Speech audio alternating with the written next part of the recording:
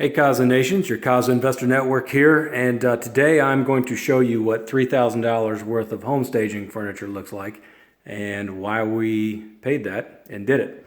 So in one of our townhouse projects here, up in the living room, and as you can see, we've got some art on the walls, staged a dining area. In the living room, we've got some knickknackery, sofa, a couple of chairs to create kind of a seating area here with some nice matching lamps. Little buffet table over here at the front with knickknacks and such. Pretty much an entire living room staging. And then bathroom is just a powder room here, and all the powder rooms get are just kind of like little towels and knickknacks. In the kitchen, same thing, kind of kitchen knickknack items. Just to have something on the countertop, and then we staged the seating area, kind of minor family room. Off of the kitchen with art seating area and a little desk. Just looked like a good place to maybe put an office. We could have done that as seating, we could have done it as dining, we could have done it as an office, but we had a dedicated dining area. So the decision was just to make it look like an office. Upstairs, a little art on the wall, and we staged the master. Bed, a little wall art, obviously side tables, lamps, etc. And again in the bathroom, it's just a little bit of art, knickknacks, and towels. And then I think the same thing maybe here in the hall bathroom. Again, a little bit of art on the wall. Hall bath didn't get much beyond probably just soap and towels and a couple little things for the shower niche. So that is upstairs. And then we also did the downstairs. We have two more smaller bedrooms in this house. No staging furniture in them. Pretty obvious to see the size of those rooms and what would or would not fit in them. If they were really oddly sized, might have chosen to stage those as well, but they're a normal size, so no need. And then we have one final downstairs bathroom, same thing, just kind of towels, soap and knickknack. And then in the downstairs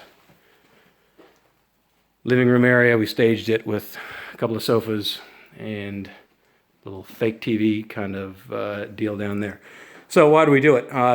This house really has pretty easy to understand spaces. It's a pretty typical Northern Virginia townhouse. So all the spaces are really easy to understand where you'd probably want to put all your furniture. So it really wasn't so much about having people understand an odd layout, but we've done that before. When you have an odd sized room and you want people to kind of have a sense for how you might use it. What we really were doing it for here is because it looks good, and I really can't put my finger on it. I used to not be a proponent of staging, but I've really come around because this stuff really makes a house look like a place that you might want to live and that you can imagine yourself living, and that is, to my mind, now the point of staging. So I'm going to go back up and look at the fun place we have to live upstairs. So it does two things. It makes the house look better and allows the buyer to kind of envision themselves having dinner at the dining room table, lounging in their nice living room, sitting at the stool here, having the kids do their homework at the bar top in the kitchen, and then maybe relaxing and hanging out here in the kitchen area and hosting parties, which is what everybody does with their kitchen, right?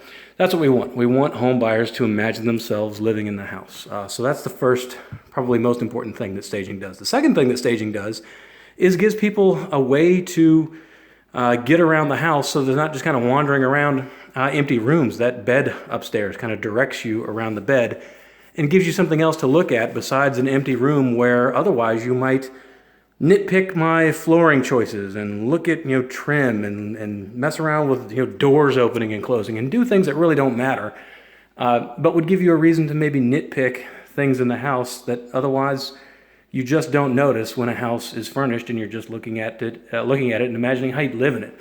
So I find that we get far fewer comments and far less feedback about the fit and finishes in the house when it's staged.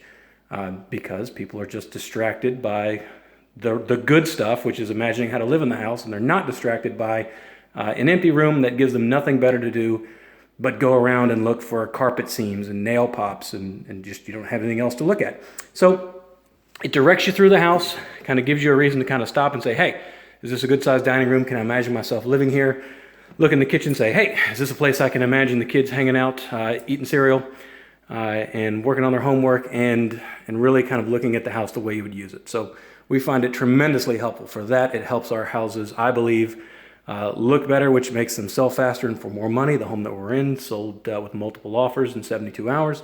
And that's been our typical experience once we started incorporating a pretty good amount of staging into the properties. So that's why we do it. That's why I think it has value, and that's why I'm going to continue to do it and recommend that maybe you consider doing it as well. If you ever have any other questions about that, hit us up on CasaInvestorNetwork.com or give us a call in the office. We're always happy to chat with you about your investing business and how we can be a part of it. Thanks a lot, and we'll